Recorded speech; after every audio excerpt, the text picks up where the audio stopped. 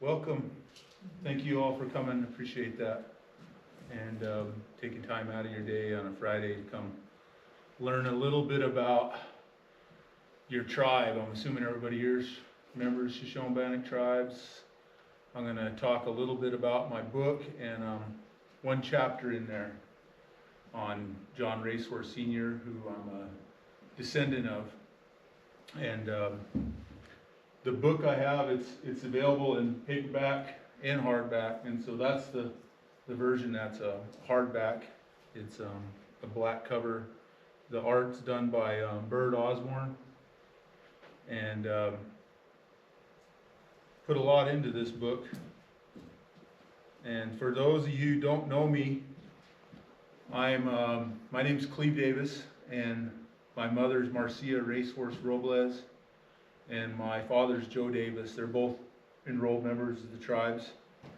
And I got started on working on this book when I was getting my daughter Isla Rain over there enrolled with the tribes. And when you get your child enrolled, you have to do some research on your family line. And so I started documenting that down and reading about my line. And I thought I better write this stuff down for her so she could have it for her files, for her knowledge, for her children in the future. And so I started writing it all down, and it got to be a lot, and I thought, I'm just going to focus it on this one man, John Racehorse Sr., Bohavi is his Indian name, and it means one with power, or one who has power. And he was born in 1860, lived to 1906, and this is just the different, my line, where we came from. So it went from John Racehorse to Nelson, Cleve, Marcia, me, and then Isla. And this is the table of contents of the book. It's kind of in two parts. The first part of the book is on kind of my struggles growing up. I was involved in a lot of alcoholism, drinking, and smoking marijuana, and getting in trouble with the law growing up. And I ended up going over 4 directions when I was young, early on. And I remember there was a guy there named Desmond Weezer. He told me a powerful way to combat addiction is through culture and language and ceremonies. And so on his advice, I went to my first sweat, and then I went into Sundance, and I started learning more about the culture and language, and that helped me with my addiction and overcome things. And so that's kind of like the first chapter, talking about that, and my family line there, John Racehorse. And then the second chapter starts getting into the Shoshone-Bannock people that ultimately came here to the Fort Hall Indian Reservation. They were spread across a vast area. This map shows like Idaho, Wyoming, northern Utah, Nevada, and all the different language names, Shoshone-Bannock language names of the different groups of Shoshone-Bannock people, what they called themselves. And they named themselves after the foods they would eat, typically, almost always.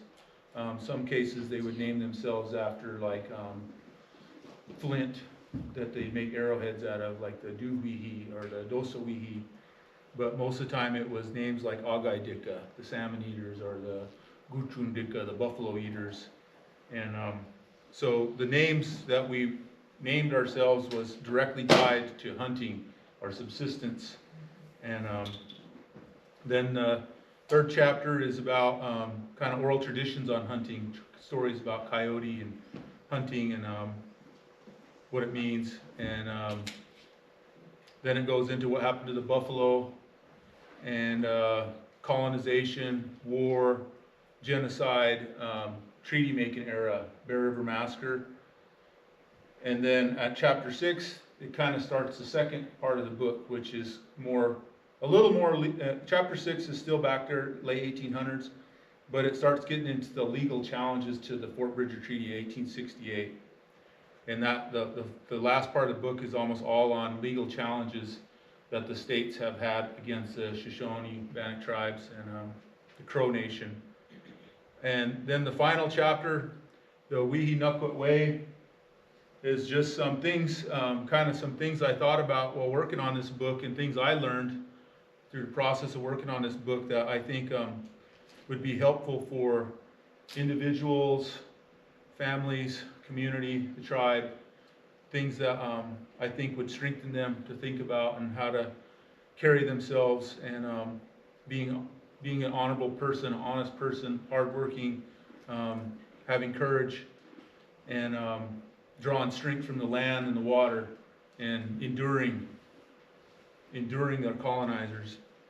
And so that's what that last chapter's on. I call it the Weehee-Nukwut Way. I mean, Weehee-Nukwut means from the knife or from iron.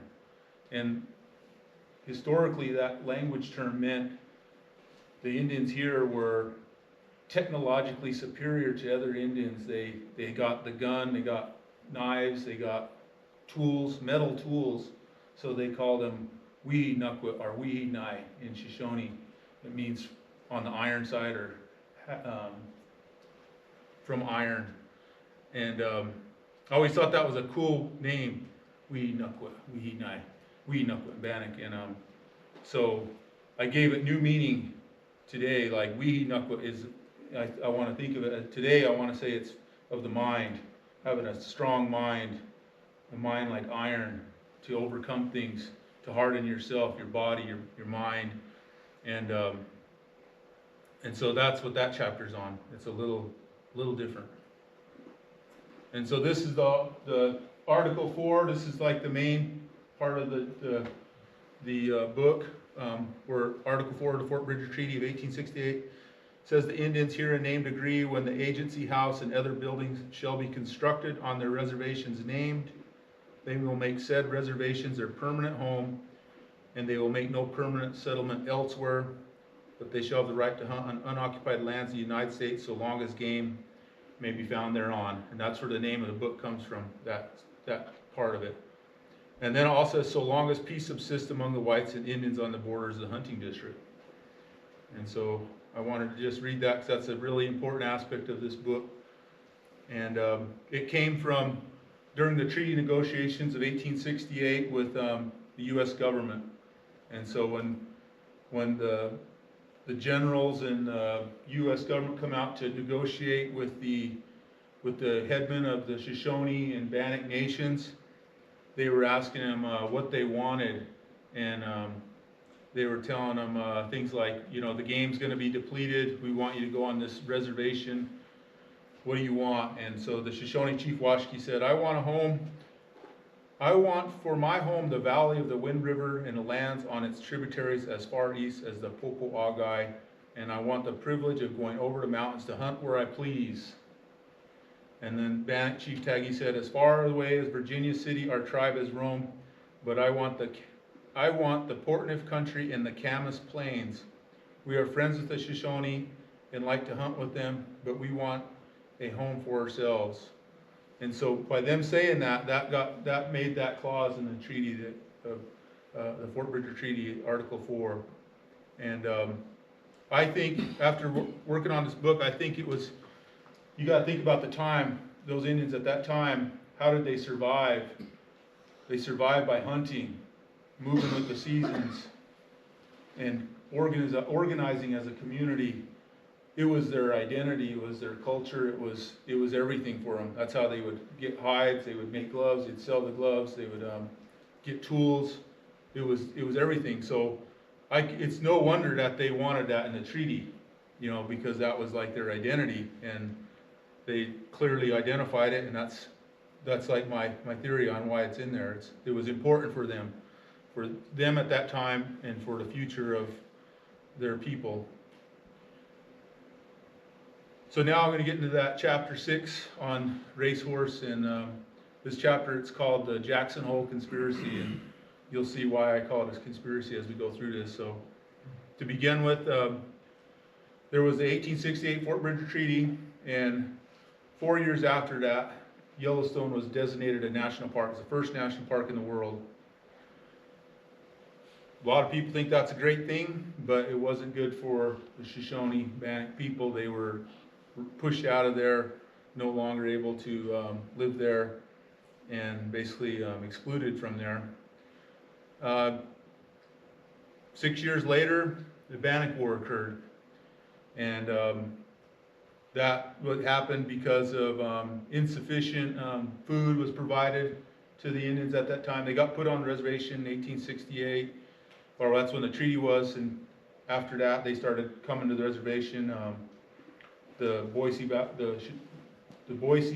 Valley Indians were, there's executive order designated this reservation here, Fort Hall, 1867, a year prior to the 1868 treaty. So there were Indians already coming here, and there was never enough food, and the game were getting wiped out, and there was the Bannocks reserved the Camas Prairie over there by Fairfield.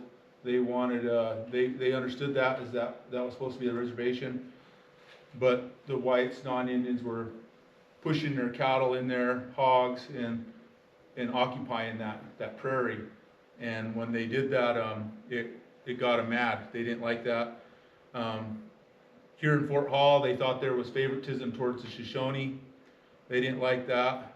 They thought the goods here, you know, if you go back to the negotiations, the Bannock chief said he wanted to receive things on his own land. He didn't want to go to Fort Washakie to get his annuities. He said he wanted his own land. So they were upset that there was, they felt like favoritism was happening with the Shoshone. And there was a confiscation of Bannock horses and guns, and there was a rape of a Bannock girl on the Camas Prairie, and all those like culminated in the Bannock War.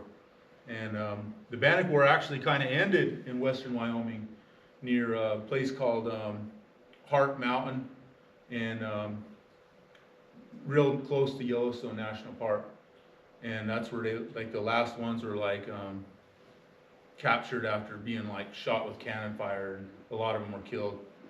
And but that's kind of where they went, you know, that's where they kind of run to at the end, was at Yellowstone country. So the park become park. The superintendent, the early superintendents were ineffective at their preventing poaching, squatting, woodcutting, vandalism. And so the Army stepped in and they took over management of the national park. And this is 1886 to 1889. Their Captain Harris was appointed, and he was really loud and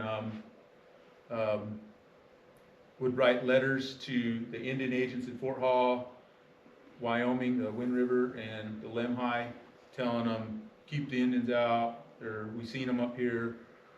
He was constantly nagging them. Like, there's like all these letters, if you get into the history of it, a lot of letters from this Harris, like opposing the Indian hunting in Wyoming. And not one account actually has the Indians actually hunting in Yellowstone. So they just didn't want them there. But and the reason why a lot of these Indians were up there is because they didn't have enough food here in Fort Hall. And so the Indian agent here would issue them these passes, and it was usually the Bannock who would leave to go hunt, and they'd go right up back up there where they historically would hunt, and to survive, basically. They were starving here, and they were going there to get food. And so the hunting up there, there was a lot of resentment of the white people up there, resented the Indians up there hunting, and didn't like them up there. And so that's kind of what was going on during this time.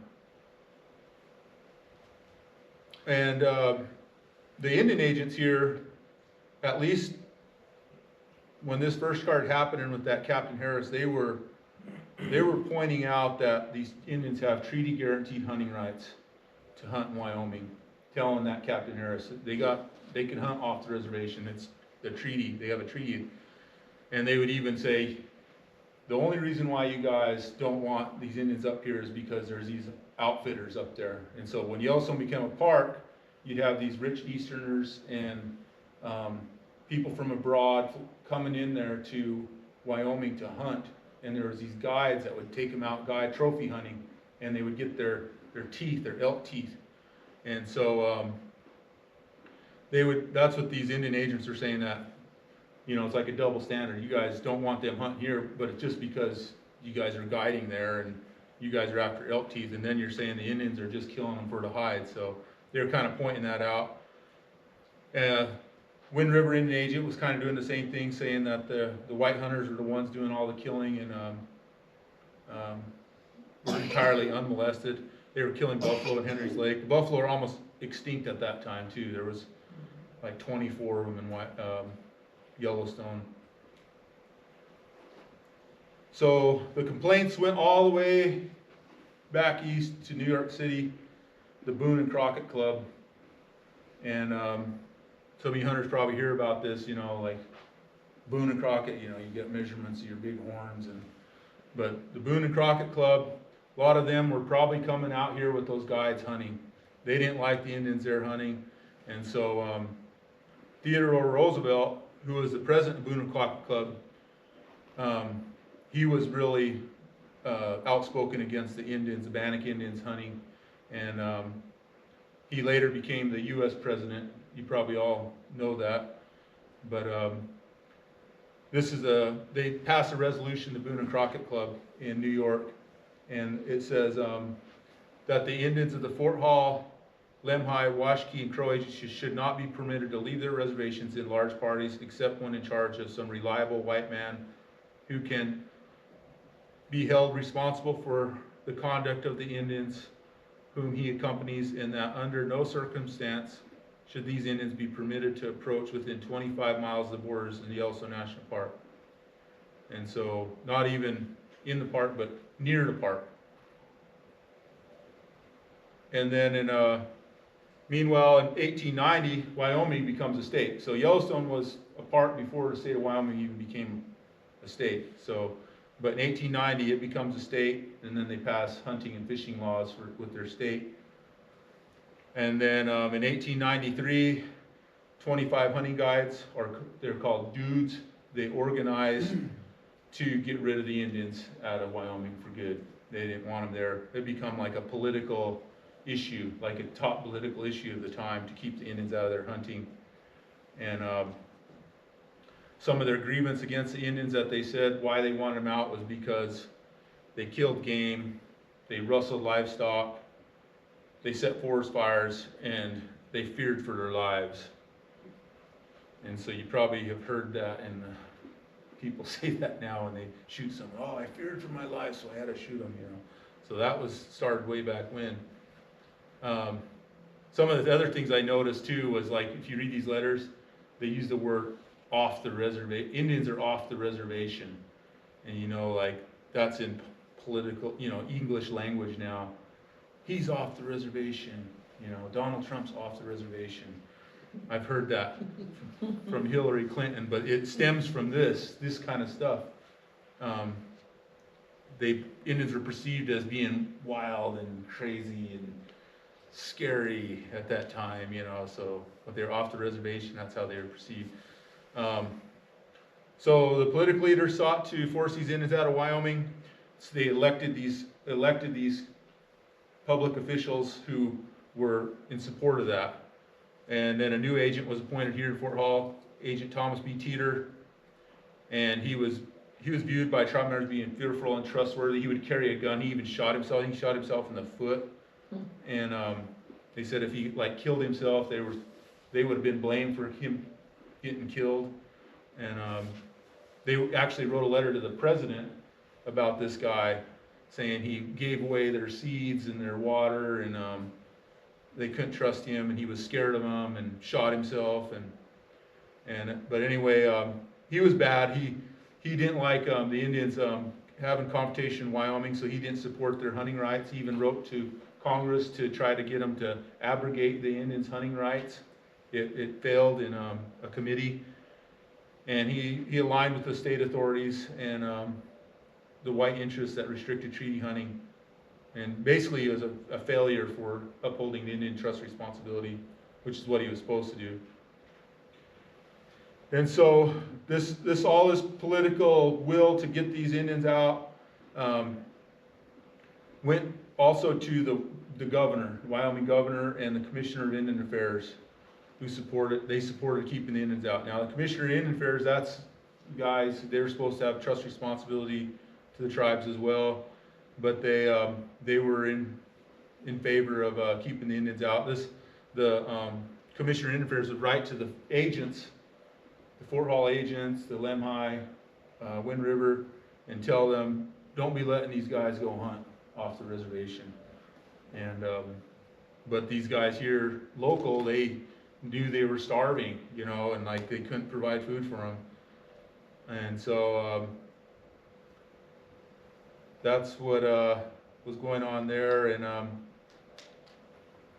now the Bannock Indians at this time, they just, you know, it wasn't too long ago that they went through that war, 1878, and there was like almost, there's 349 of them that were unaccounted for. A lot of them died during that war. And so they were, when they would go hunting, they were maintaining a low profile when they were hunting, and they were under strict oversight by the Indian agent. And but going back to those letters that the Boone and Crockett Club would write about these Indians, they would write about where they would hunt at. And I pulled up some of that information where they hunt at. These are the areas where they would be observed hunting at in Wyoming. And if you look at it, it's basically all western Wyoming, you know, like they were all over up there. So, but they were perceived as being warlike, unrestrained.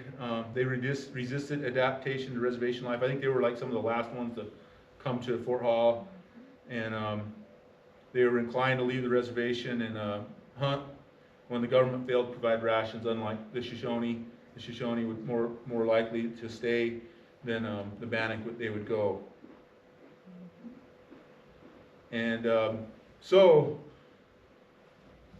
these public officials, there was a guy named Manning who was elected as constable, and he was instructed by Richards to keep the Indians out at all cost. And they got warrants to arrest Bannock Indians. There was no names on them, just Indians basically.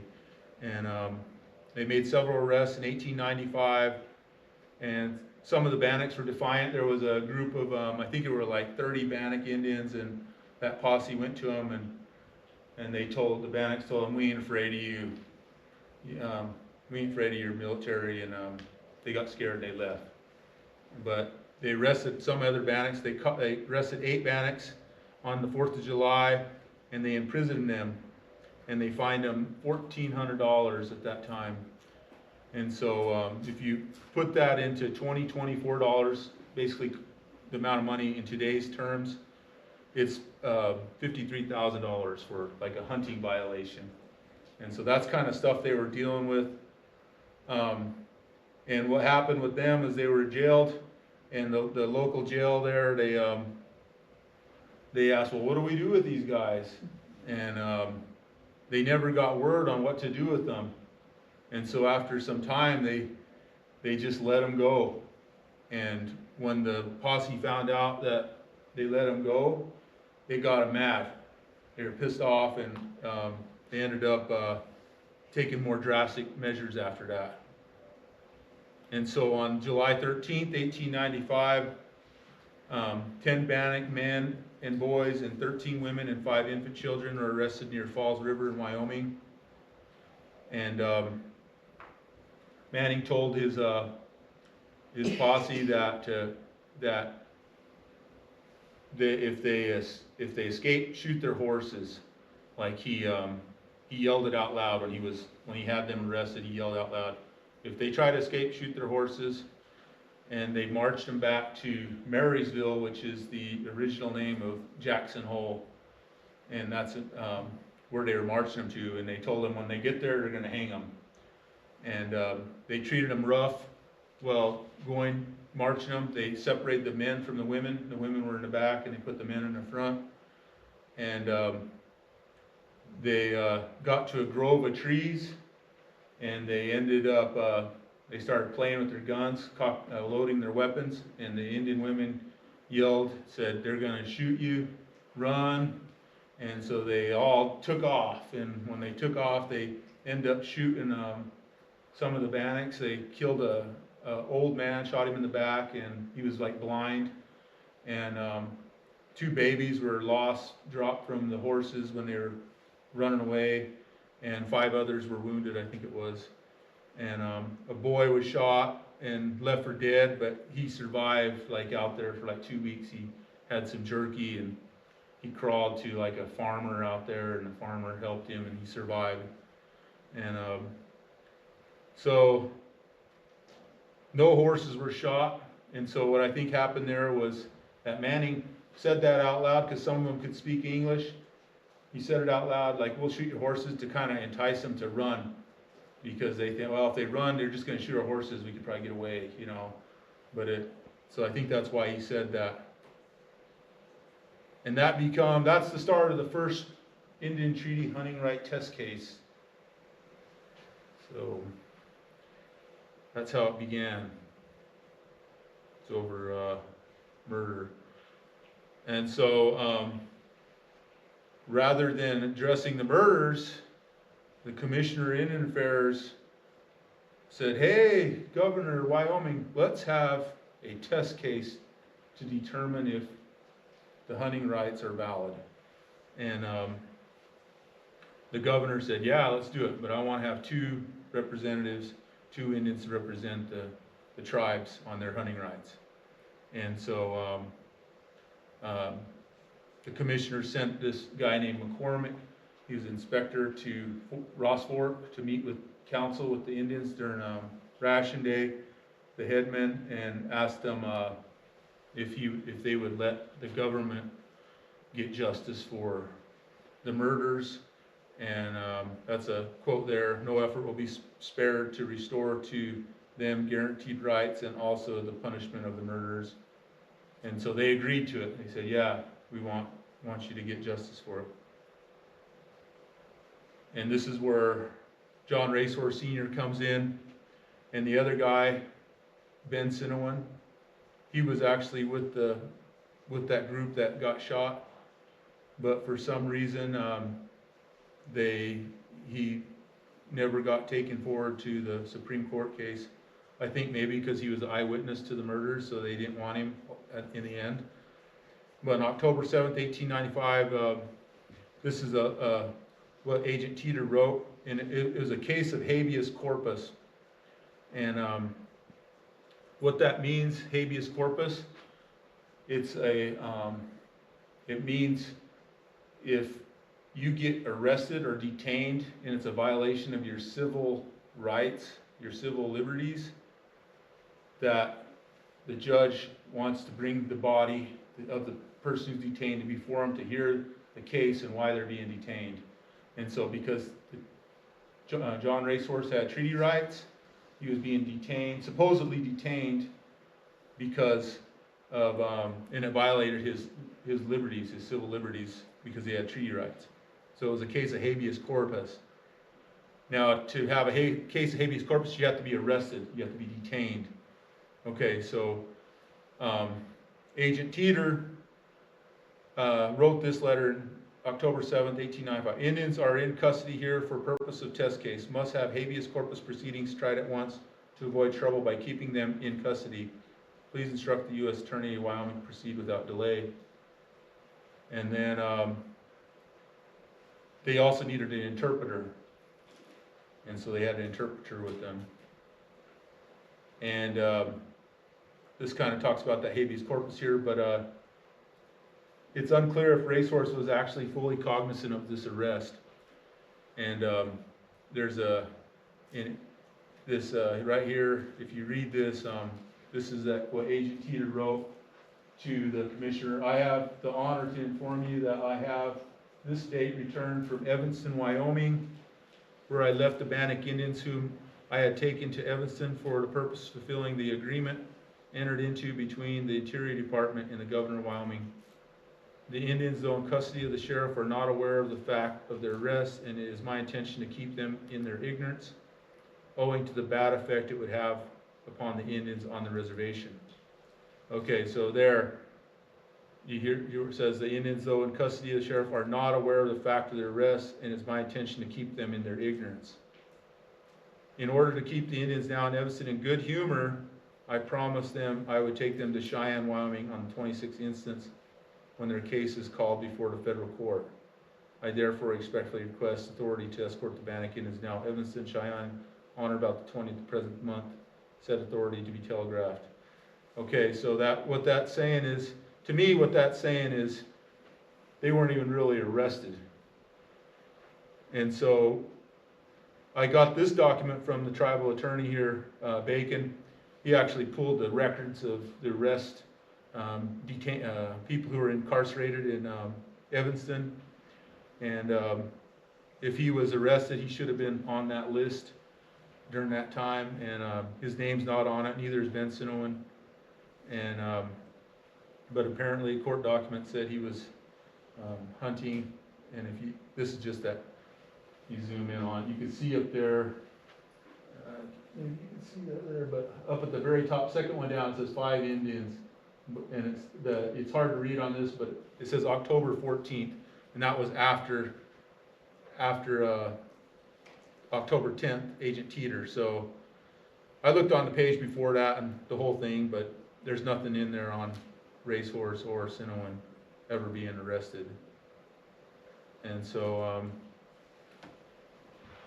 to swipe these questionable circumstances, the court proceedings went to the Circuit Court of District Wyoming. The Wyoming Circuit Court concluded the location where Racehorse hunted was unoccupied. So tribes won in Wyoming, the Circuit Court, and that they did not, Wyoming laws did not apply to Bannock Indians. That's kind of how it is in Idaho. So the Indians won in Circuit Court. The Supreme Court, of course, Wyoming challenged that, and it went to the Supreme Court. Back in those days, went right there. So you had Circuit Court, Supreme Court, and the Supreme Court reversed the decision May 25th, 1896.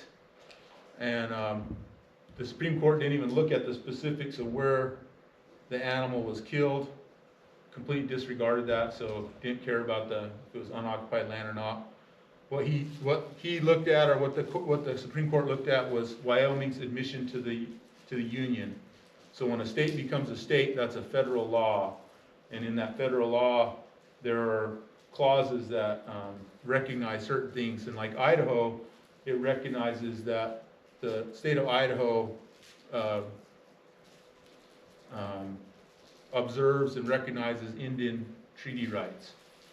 And so, but in Wyoming, it was silent. It didn't have any of that language in it, in its Organic Act. And so Wyoming didn't expressly preserve Indian rights. And so the Supreme Court said, well, this is federal law, those are temporary rights, they're gone. And they never looked at that clause, so long as game may be found thereon. You know, like that clause indicates, like it's, as long as there's game there, found thereon, that the hunting right should still be valid. Never looked at that. So the treaty there, it lasted a mere 22 years in Wyoming. And the actual murder of the Bannock Indians never were brought to justice. That was never even an issue. And they had long-lasting implication for Indian hunting in Wyoming. You think of being removed from there. When you're not out there on the land hunting and stuff, you're not, passing on that cultural knowledge, language, place names, river names, and stuff like that. And it set bad precedent, and it was based upon a conspiracy. And also just diminished the tribe's capacity for self-sufficiency. So they became, made them more dependent upon the government. And so you hear a lot about, like Indians, oh, you get all this, you get all that. And, at one point in time before contact, we were completely independent, completely self-sufficient. And it was hunting that was important in that regard. But now we have this dependency upon the government. And it's just a stark reminder of the failure of the U.S. justice system. But that's basically it. Take some questions. Thank you.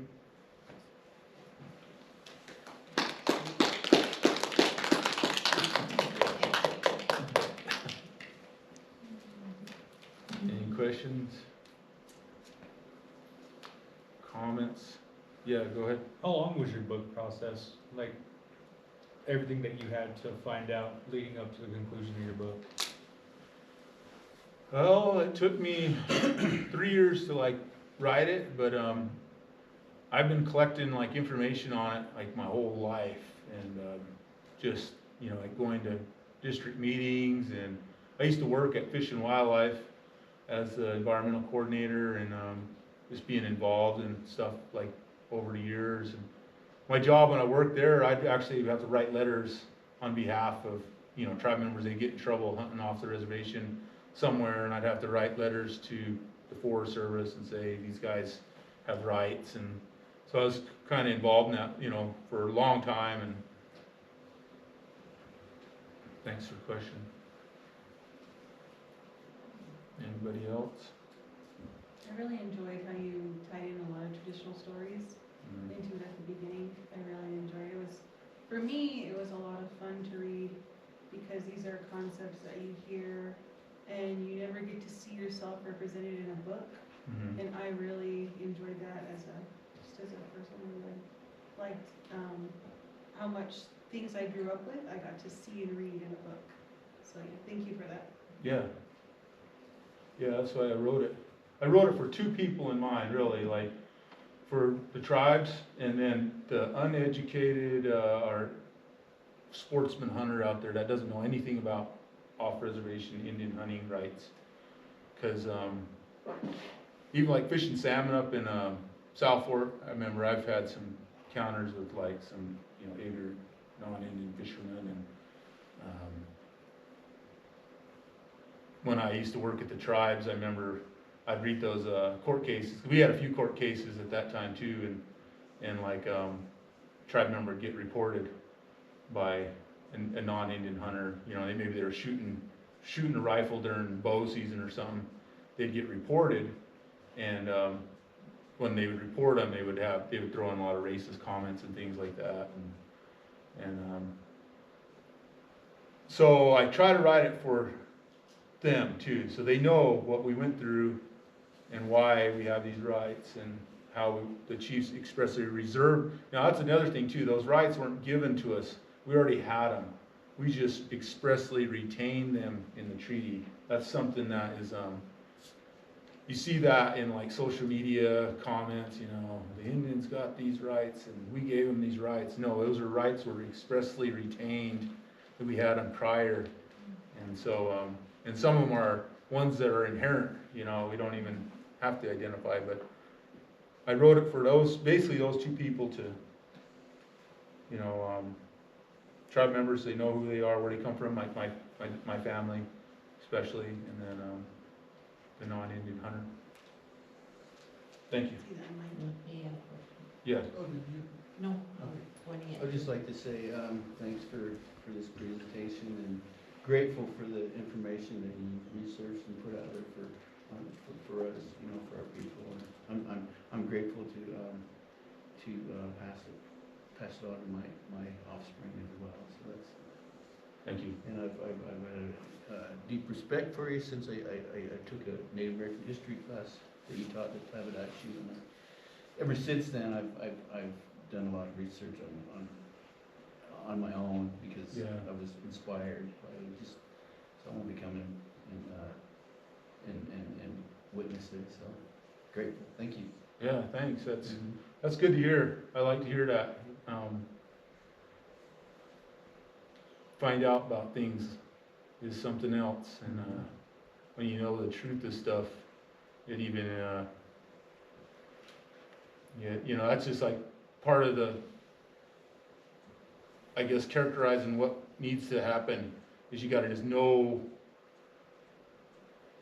kind of just know what happened first before you can do anything about it. Sometimes you might not even be able to do anything about it, but just knowing about it is important. And because if you can't understand or don't understand like the history, it's we're going to be doomed in the future. So, and I think like a lot of A lot of this stuff that I wrote about here, I didn't know. You know, when I started working on it, I didn't know it. And I thought, I started finding out that I better write this down. People need to know this stuff, you know, it's, especially that racehorse case, you know, like that was, to me, I was like, whoa, all this happened, and that become the law of the land for over 100 years, all the way to 2017 with the Crow. Oh, You know, and, it's just bad precedence, bad law, and, yeah, but, thank you.